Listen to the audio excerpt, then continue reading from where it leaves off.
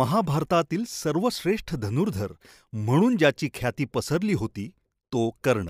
असे म्हणतात की कर्ण हा अर्जुनाहूनही श्रेष्ठ धनुर्धर होता. कर्ण ही महाभारतातली एक महत्त्वाची व्यक्तिरेखा आहे.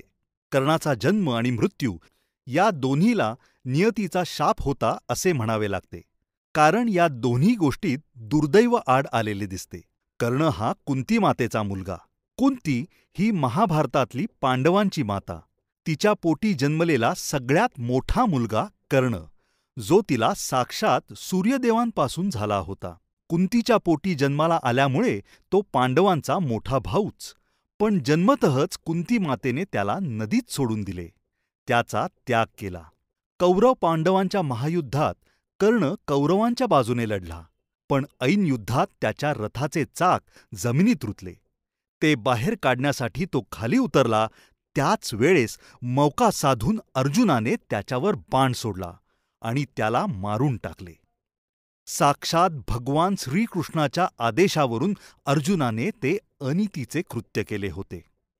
वरील दोन्ही घटना सर्वांनाच ठाऊक आहेत. त्या घटनांवरून हेच दिसून येते ना की कर्णाचा जन्म आणि मृत्यू दोन्हीही दुर्दैवीच होते. तशाही जन्म आणि मृत्यू या गोष्टी माणसाच्या हातात नसतातच. तरीही कर्णासारख्या असामान्य धनुर्धराच्या आणि अजोड दानशूराच्या वाट्याला अशी घोर उपेक्षा यावी याचे दुःख वाटते. मृत्युंजय कादंबरीत कर्णाचे असे काट्याकुट्याने भरलेले जीवन अधोरेखित केले आहे. आयुष्यभर स्वतःचे अस्तित्व शोधण्यासाठी त्याने केलेला संघर्ष, त्याच्या वाट्याला आलेली घोर उपेक्षा, अपमान याबद्दल वाचताना आपले मन भरून येते. कर्णाविषयी आदरपूर्वक सहानुभूती वाटू लागते. कर्ण आणि अर्जुन यांच्यातील स्पर्धा, संघर्ष शेवटपर्यंत राहिला.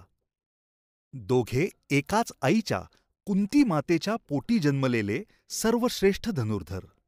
पण अर्जुनाच्या वाट्याला राज्यपद आले, मानसन्मान आले आणि कर्णाच्या वाट्याला मात्र साधे क्षत्रिय पदही आले नाही.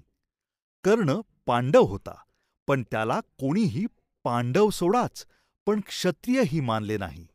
उलट सूतपुत्र म्हणून त्याची कायम अवहेलना केली गेली. कर्णाचे जीवन हे असे कायम गटांगळ्या खात का राहिले? कुठल्या घटना आणि व्यक्ती त्याच्या महानतेच्या आड येत गेल्या? कर्णाच्या संपूर्ण शरीरावर जन्मतःच कवचकुंडले होती, त्यामुळे तो अजिंक्य होता. पण ती कवचकुंडलेही त्याने इंद्रदेवाला अगदी सहजपणे दान करून टाकली, आणि ती देखील महायुद्ध ऐन तोंडावर आले असताना. एवढी टोकाची दानशूरता दाखवून कर्णाने काय साध्य केले? महायुद्धात लढताना साक्षात श्रीकृष्णाने त्याला अनितीने का मारले? आजन्म धर्माची कास न सोडणाऱ्या कर्णाला असे अधर्माने मरण का आले? ते देखील देवांचा देव भगवान श्रीकृष्णाकडून. अशा अनेक प्रश्नांची उत्तरं आपण या शोद्वारे जाणून घेण्याचा प्रयत्न करणार आहोत. ऐकणार आहोत महावीर कर्णाची गाथा आणि व्यथा या खास